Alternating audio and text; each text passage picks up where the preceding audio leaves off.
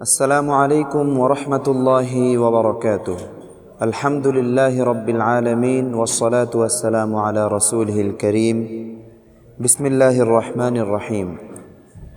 সমস্ত প্রশংসা সেই মহান রবের জন্য, যিনি কোরআনকে মাধ্যম বানিয়েছেন হিদায়াতের আর তেলাওয়াতের মাধ্যমে দান করে থাকেন হৃদয়ের প্রশান্তি। প্রিয় দর্শক, দেশে প্রবাসে দূরে কিংবা কাছে যে যেখান থেকে আমাদেরকে দেখছেন, আপনাদের সকলকে হুব্বে রসুল সাল্লাল্লাহু আলাইহি ওয়াসাল্লাম ফ্রন্ট বাংলাদেশের উদ্যোগে পিএইচপি নূরে নববী আল কোরআন 2026 প্রতিযোগিতার মঞ্চ থেকে স্বাগত জানাচ্ছি। আমি হাফেজ মাওলানা কারি রাকিব হাসান জাকারিয়া। দর্শক, আমাদের এই পর্বে অংশগ্রহণ করবে 5 জন প্রতিযোগী। এই 5 জন প্রতিযোগী থেকে পরবর্তী রাউন্ডে চলে যাবে 3 জন এবং আজকের পর্ব থেকে বিদায় নেবে 2 জন বন্ধু। এভাবেই পালাক্রমে আমরা খুঁজে নিব আমাদের কাঙ্ক্ষিত সেই চ্যাম্পিয়ন বন্ধুকে, যিনি আমাদের অনুষ্ঠানে প্রথম স্থান অর্জন করার মাধ্যমে পবিত্র কাবা এবং মদিনা জিয়ারতের সুযোগ লাভ করবেন ইনশাআল্লাহ। আমাদের অনুষ্ঠানে স্পন্সর হিসেবে যারা রয়েছেন, চলুন তাদের সম্পর্কে জেনে নেই। আমাদের স্পন্সর হিসেবে রয়েছেন পিএইচপি ফ্যামিলি, মাদ্রাসাতুন নাইম কেরানীগঞ্জ, মাদ্রাসাতুর রাসূলিল্লাহ সাল্লাল্লাহু আলাইহি ওয়াসাল্লাম অ্যান্ড ইসলামিক স্কুল, মারকাজুল মদিনা মাদ্রাসা সাইনবোর্ড ঢাকা এবং তাহরিকে খতমে নবুয়াত বাংলাদেশ। মিডিয়া পার্টনার হিসেবে রয়েছে আল হেরা ইসলামিক সেন্টার। দর্শক, চলুন আমাদের প্রতিযোগিতা শুরু করা যাক। প্রতিযোগিতার শুরুতেই বিচারক হিসেবে যারা রয়েছেন, চলুন তাদের সাথে পরিচিত হয়ে নেই। বিচারক হিসেবে রয়েছেন আন্তর্জাতিক খ্যাতিসম্পন্ন কারি হজরত মাওলানা কারি জহিরুল ইসলাম দামাত বারাকাতুহুম। আমাদের সাথে আরও বিচারক হিসেবে রয়েছেন বিশ্বজয়ী হাফেজ হুব্বে রাসূল সাল্লাল্লাহু আলাইহি ওয়াসাল্লাম ফ্রন্ট বাংলাদেশের সম্মানিত পরিচালক মাহমুদুল হাসান আশরাফি। বিচারক প্যানেলে আরও রয়েছেন মাদ্রাসাতুন নাইম কেরানীগঞ্জের সম্মানিত প্রিন্সিপাল হজরত মাওলানা রফিকুল ইসলাম। শুরুতেই জানিয়ে দিচ্ছি আজকের পর্বের নিয়মাবলী। সম্মানিত বিচারক একটি আয়াত তিলাওয়াত করবেন। সেই আয়াতের 2 আয়াত পূর্ব থেকে প্রিয় প্রতিযোগীদেরকে তিলাওয়াত করতে হবে। আশা করছি আল্লাহ রব্বুল আলামিনের রহমতে তারা সক্ষম হবে ইনশাআল্লাহ। ডেকে নিচ্ছি আজকের পর্বের সর্বপ্রথম প্রতিযোগীকে। মঞ্চে আসছে সাঈদ আরমান, হবিগঞ্জের বন্ধু সাঈদ আরমান, শিক্ষার্থী মারকাজুল উলুম আল ইসলামিয়া হবিগঞ্জ। أعوذ بالله من الشيطان الرجيم. بسم الله الرحمن الرحيم. ومن أظلم ممن افترى على الله كذبا أو كذب بآياته إنه لا يفلح الظالمون. أعوذ بالله من الشيطان الرجيم. بسم الله الرحمن الرحيم.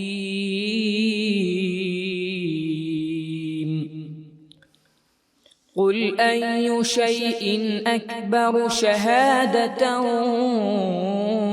قل الله شهيد بيني وبينكم وأوحي إلي هذا القرآن لأنذركم به ومن بلغ أئنكم لتشهدون أن مع الله آلهة أخرى قل لا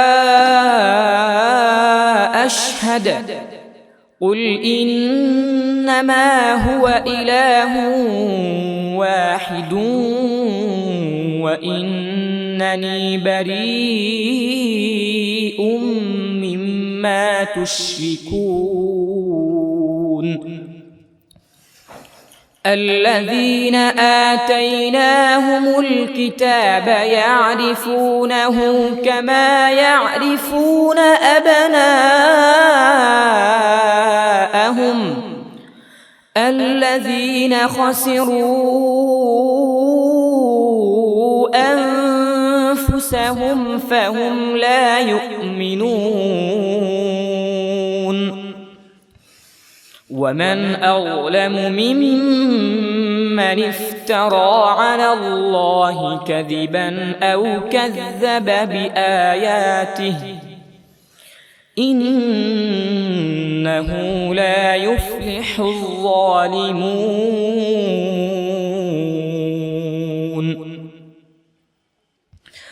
ويوم نحشرهم جميعا ثم نقول للذين أشركوا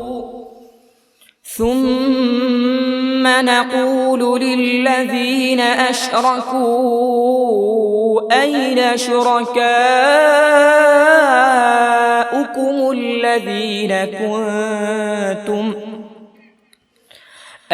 شركاؤكم الذين كنتم تشركون আবার বলো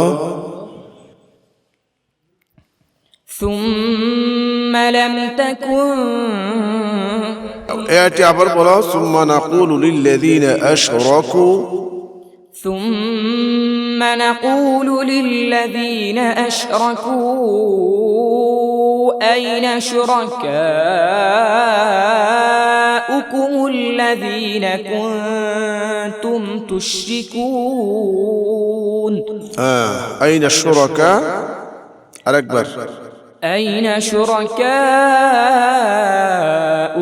الذين كنتم تزعمون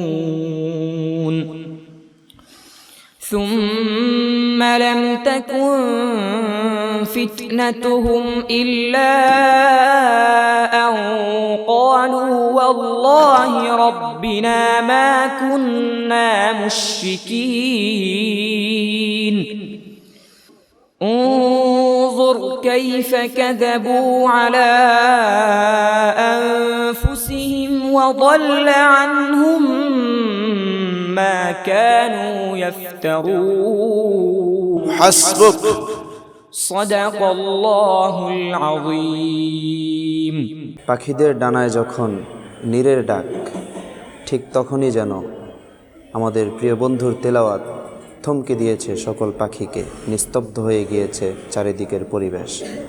আলহামদুলিল্লাহ, আলহামদুলিল্লাহ, চমৎকার তেলাওয়াত শুনতে পেয়েছি। জানতে চাইব প্রিয় বন্ধুর তেলাওয়াত সম্পর্কে কি মন্তব্য করছেন যিনি প্রশ্ন করেছেন, আমাদের প্রিয় বিচারক। আলহামদুলিল্লাহ, মাশা আল্লাহ। পবিত্র কোরআন তেলাওয়াত, হৃদয়গ্রাহী তেলাওয়াত যতই আমরা শুনি ততই শুনতে মনে চায়। কোরআন তেলাওয়াত বেশি বেশি তেলাওয়াত হবে, প্রতিটি ঘরে ঘরে তেলাওয়াত চলবে, এটাই হলো স্বাভাবিক হওয়ার কথা ছিল। তো কোরআনের ভালোবাসা অনেকটাই আমরা পিছিয়ে আছি বলে আজ প্রতিটি ঘরে ঘরে কোরআন তেলাওয়াত আমরা শুনতে পাই না। কিন্তু আমাদের যে আজকে প্রতিযোগী তেলাওয়াত করেছেন, এই মানের তেলাওয়াত আমি মনে করি বেশি বেশি প্রসার করার দরকার, সাধারণ মানুষ যেন শুনতে পায় এই ব্যবস্থা করার দরকার। তো আলহামদুলিল্লাহ, আজকে যে প্ল্যাটফর্ম দেখেছেন পিএইচপি নূরে নববী আল কোরআন ফাউন্ডেশন, এই ফাউন্ডেশনের কর্ণধার আমার স্নেহের ছাত্র মাহমুদুল হাসান আশরাফি, সেও আন্তর্জাতিক একাধিকবার পুরস্কার পেয়েছে সারা বিশ্বব্যাপী, আপনারা নিশ্চয়ই জানেন। এবং তার সহযোগীগণ আজকে এত সুন্দর তেলাওয়াত শোনার জন্য ব্যবস্থা করে দিয়েছেন। এই জন্যে অত্র ফাউন্ডেশনের সকল কর্মকর্তাদেরকে আমার পক্ষ থেকে অভিনন্দন। আর আজকে যে আমাদের প্রতিযোগী তেলাওয়াত করেছে তাকেও আমি অভিনন্দন জানাচ্ছি। তুমি আরও এগিয়ে যাও, ভবিষ্যতে কিন্তু সামনের দিকে কিন্তু অনেক ভালো করতে হবে। প্রস্তুতি নাও, কোনো কারণের জন্য ছিটকে না পড়ো, অবশ্যই সাবধানে থাকতে হবে। তোমার সফলতা কামনা করছি। দর্শক, কোরআনের আলো হৃদয়ে নামলেই জীবন বদলে যায়। কোরআন শুধু একটি শব্দ নয়, একটি শব্দ ভাণ্ডার নয়, কোরআন হচ্ছে রব্বে কাবার জীবন্ত মুআজিজা। রব্বুল আলামিনের কালামগুলোকেই আমরা আমাদের কণ্ঠ দ্বারা, আমাদের জিহ্বা দ্বারা উচ্চারণ করে থাকি। এ পর্যায়ে ডেকে নিচ্ছি আমাদের আজকের পর্বের দ্বিতীয় বন্ধুকে। মঞ্চে আসছে সাতক্ষীরার প্রতিযোগী আবরারুল হক। সাতক্ষীরার প্রতিযোগী আবরারুল হক শিক্ষার্থী শেহারা নুরানি তালিমুল কোরআন হাফিজিয়া মাদ্রাসা। আমি যেই আয়াত তেলাওয়াত করব তুমি তার পূর্বের 2 আয়াত থেকে তেলাওয়াত করে আমাদেরকে ধন্য করতে হবে, কেমন? আউযু বিল্লাহি মিনাশ শাইতানির রাজীম। বিসমিল্লাহির রহমানির রহিম।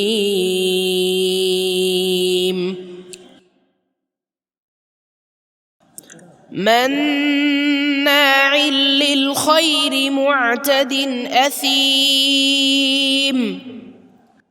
أعوذ بالله من الشيطان الرجيم. بسم الله الرحمن الرحيم. ولا تطع كل حلاف مهين هماز مشاء بنميم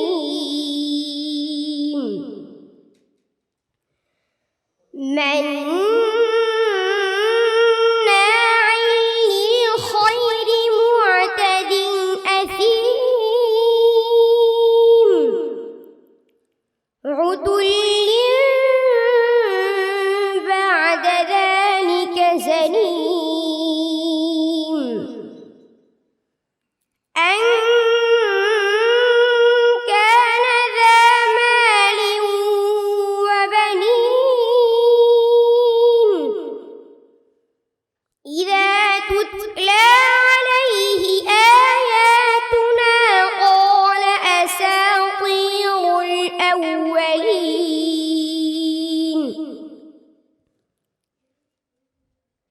سنسمه على الخرطوم إنا بلوناهم كما بلونا أصحاب الجنة إذ أقسموا ليصرمنها مصبحين ولا يستثنون فطاف عليها طائف من ربك وهم نائمون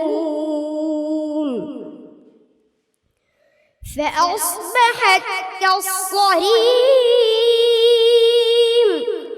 فتنادوا مصبحين أن اغدوا على حرثكم إن كنتم صارمين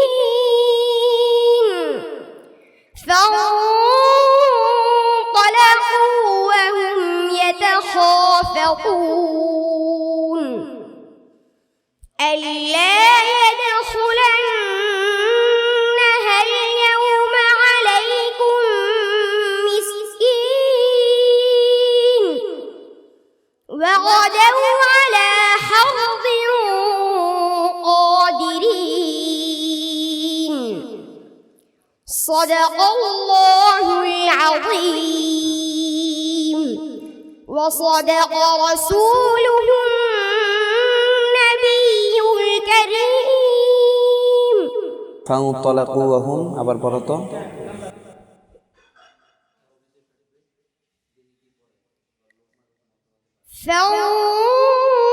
فانطلقوا وهم يتخافتون. তুমি আবার পড়ো তো। ফানতালাকু ওয়া হুম ইয়াতাখা। فانطلقوا وهم يتخافتون. তুমি পূর্বের বার কি বলেছিলে? ওয়াহুম ইয়াতাখাফাতুন। কেমন, এটা খেয়াল করে পড়তে হবে।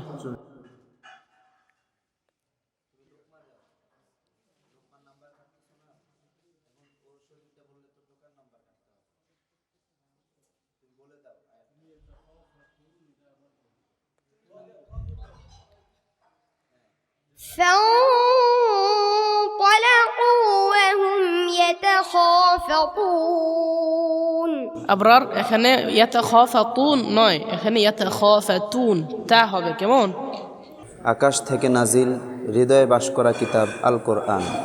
কোরআন মানে সরাসরি রবের সাথে কথা বলা।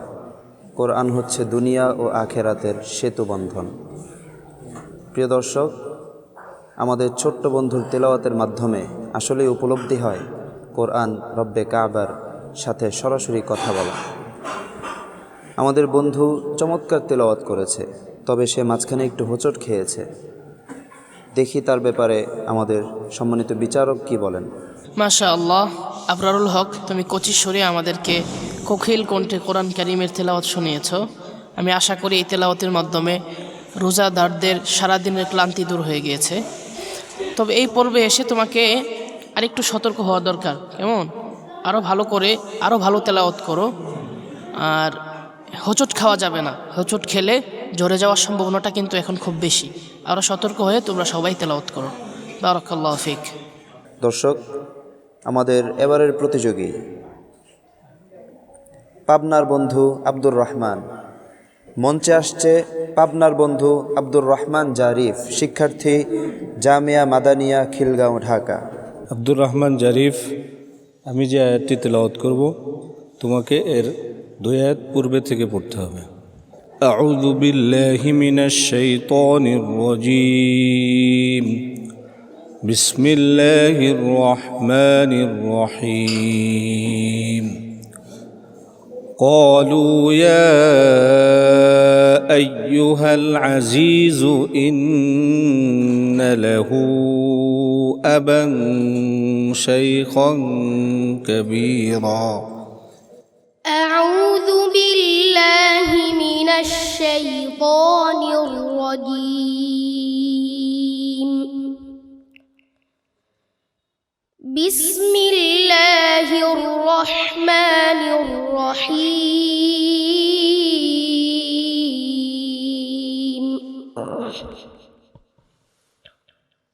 فبدأ بأوعيتهم قبل وعاء أخيه ثم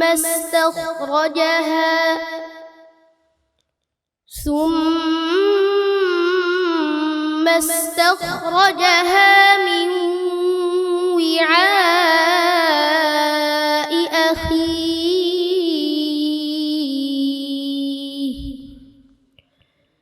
كذلك كدنا ليوسف ما كان ليأخذ أخاه في دين الملك إلا أن يشاء الله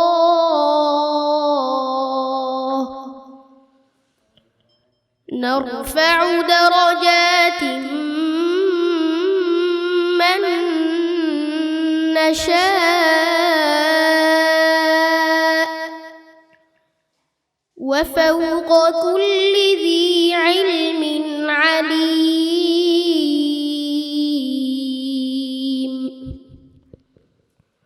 قالوا إن يسرق فقد سرق أخ له من قبل فأسرها يوسف في نفسه ولم يبدها لهم قال أنتم شر مكانا والله أعلم بما تصفون.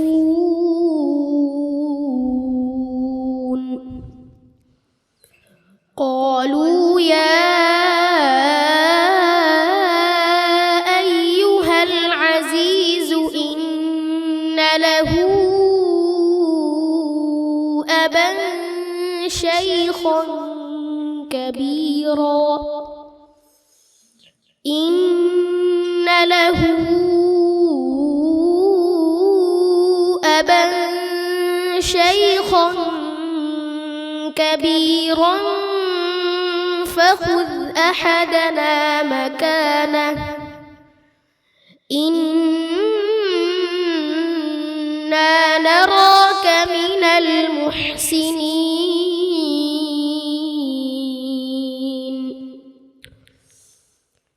قال معاذ الله أن نأخذ إلا من وجدنا متاعنا عنده إنا إذا لظالمون فلما استيئسوا منه خلصوا نجيا قال كبيرهم ألم تعلموا أن أباكم قد أخذ عليكم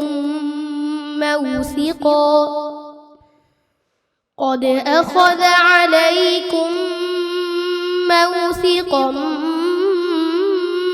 من الله ومن قبل ما فرطتم في يوسف فلن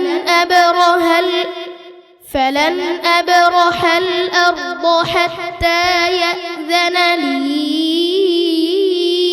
أبي أو يحكم الله لي وهو خير الحاكمين حسبك ما شاء الله صدق الله العظيم চমৎকার তেলাওয়াত। সুরের এই মূর্ছনা যেন আমাদের আত্মাকে এক অপার্থিব প্রশান্তিতে ভরে দিল। সুবহানাল্লাহ। চলুন দর্শক, আমাদের শ্রদ্ধেয় বিচারক কি মন্তব্য করেন তা জেনে আসি। মাশাআল্লাহ, আলহামদুলিল্লাহ। আব্দুর রহমান জারিফ, তোমার তেলাওয়াত অত্যন্ত হৃদয়গ্রাহী এবং মনোমুগ্ধকর ছিল। তুমি আমাদের দর্শক শ্রোতাদেরকে তোমার সুরের মূর্ছনায় মাতিয়ে রেখেছিলে। মাশাআল্লাহ, বারাকাল্লাহু ফি হায়াতি। বাকি তোমার পড়ার মধ্যে অনেকগুলো বিষয় লক্ষ্য রাখার জন্য আমি তোমাকে বিশেষভাবে আহ্বান করব। যেমন তুমি অক্ফের সময় যে এই হাটা স্পষ্টভাবে উচ্চারণ করতে হবে। ঠিক এমনিভাবে মাকানাহ ফাররাতুম, এটাকে তুমি তা পড়ছো, এটা কিন্তু তা পড়লে হবে না, দুইটা মিলিয়ে পড়তে হবে। ইনশাআল্লাহ আমি আশা করি তুমি সামনে আরও ভালো করবে এবং অত্যন্ত সতর্কতার সাথে তেলাওয়াত করবে ইনশাআল্লাহ। বারাকাল্লাহু ফি হায়াতিক। প্রিয় সুধী, এবার ডেকে নিচ্ছি আমাদের চতুর্থ প্রতিযোগী। মঞ্চে আসছে ময়মনসিংহের প্রতিযোগী মাহদি হাসান, শিক্ষার্থী আর রহমান ইনস্টিটিউট গাজীপুর। জি, আমি যে আয়াতটি তেলাওয়াত করব তার 2 আয়াত পূর্ব থেকে আগে থেকে পড়তে হবে, হ্যাঁ ইনশাআল্লাহ। আউযু বিল্লাহি মিনাশ শাইতানির রাজীম। বিসমিল্লাহির রহমানির রহিম। وله الحمد في السماوات والأرض وعشيا وحين تظهرون. أعوذ بالله من الشيطان الرجيم.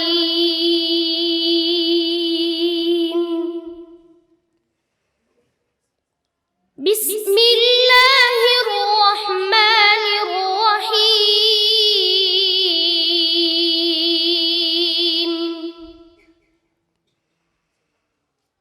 ومن آياته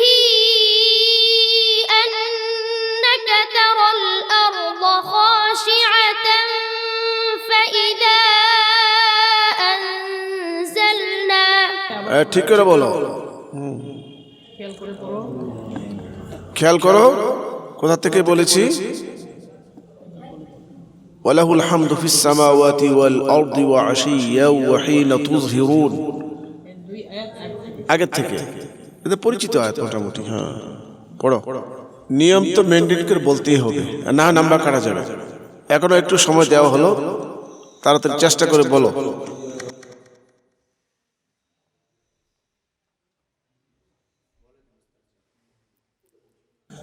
وأما الذين كفروا وكذبوا بآياتنا ولقاء الآخرة وأما الذين كفروا وكذبوا بآياتنا ولقاء الآخرة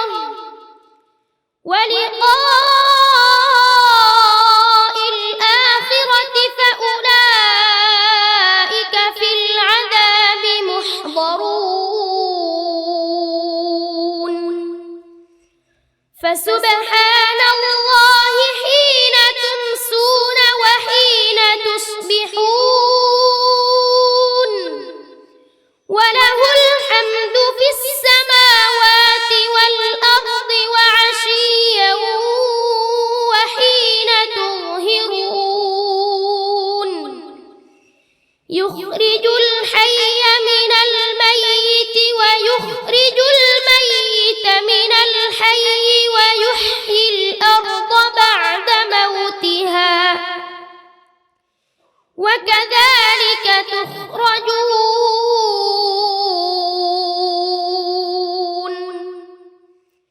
ومن آياته أن خلقكم من تراب ثم إذا أنتم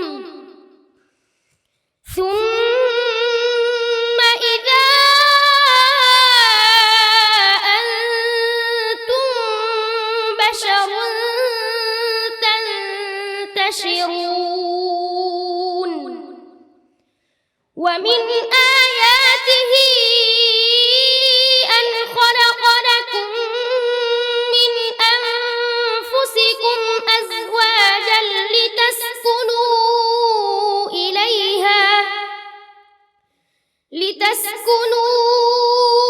إليها وجعل بينكم مودة ورحمة إن في ذلك لآيات لقوم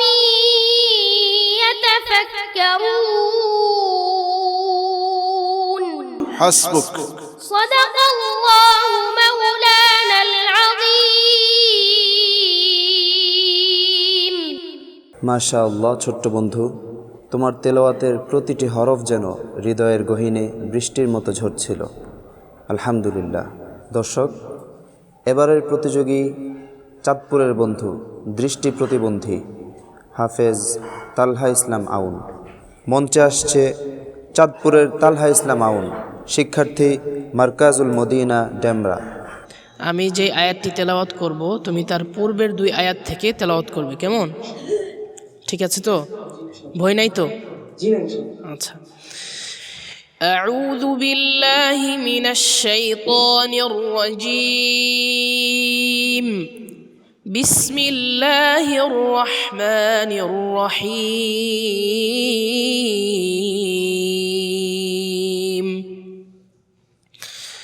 لولا كتاب من الله سبق لمسكم فيما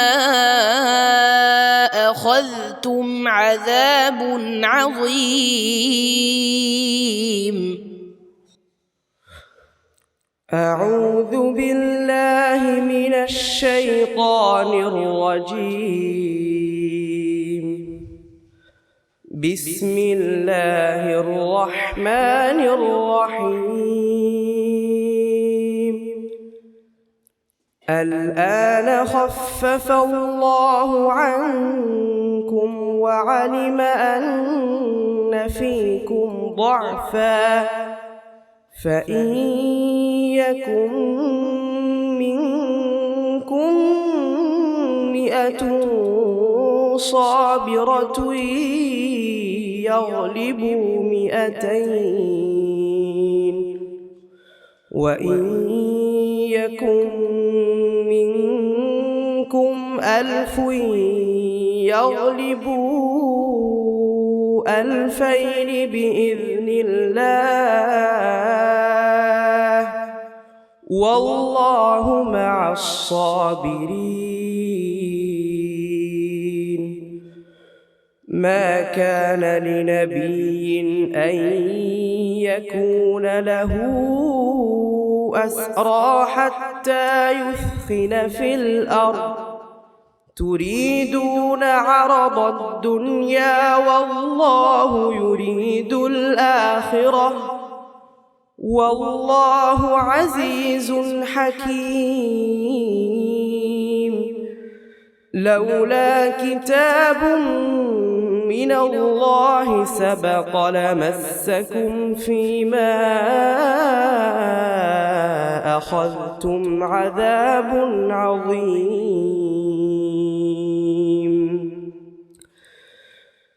فكلوا مما غنمتم حلالا طيبا واتقوا الله إن الله غفور رحيم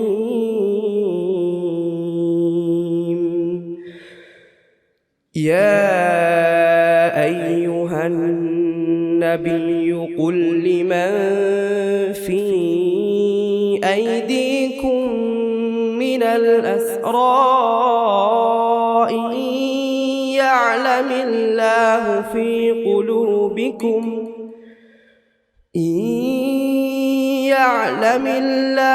في قلوبكم خيرا يؤتكم خيرا مما أخذ منكم ويغفر لكم والله غفور رحيم أحسنت.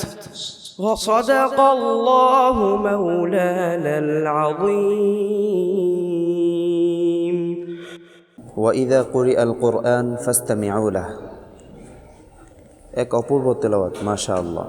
যখন কোরআন তেলাওয়াত করা হয় তোমরা তা মন দিয়ে শোনো, কেননা এতে রয়েছে ক্লান্ত হৃদয়ের প্রশান্তি।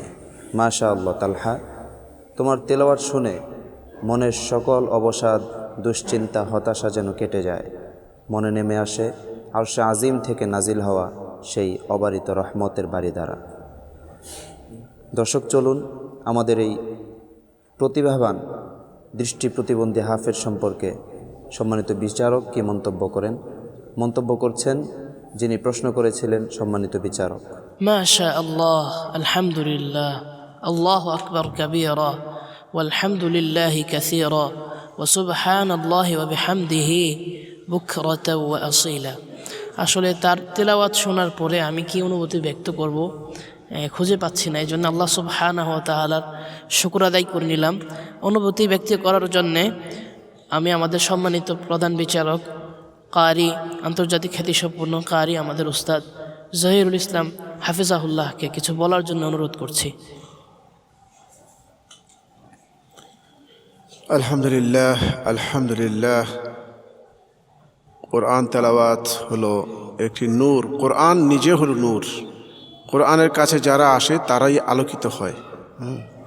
এই জন্য আমি আহ্বান জানাবো, আজকে আমাদের যে হাফেজ সাহেবের তেলাওয়াত আপনারা শুনেছেন, সে কিন্তু চোখের আলো নেই, কিন্তু অন্তরে এমন আলো আল্লাহ রাব্বুল আলামিন ঢেলে দিয়েছেন যে আলোতে সে সারা বিশ্বকে আলো করে।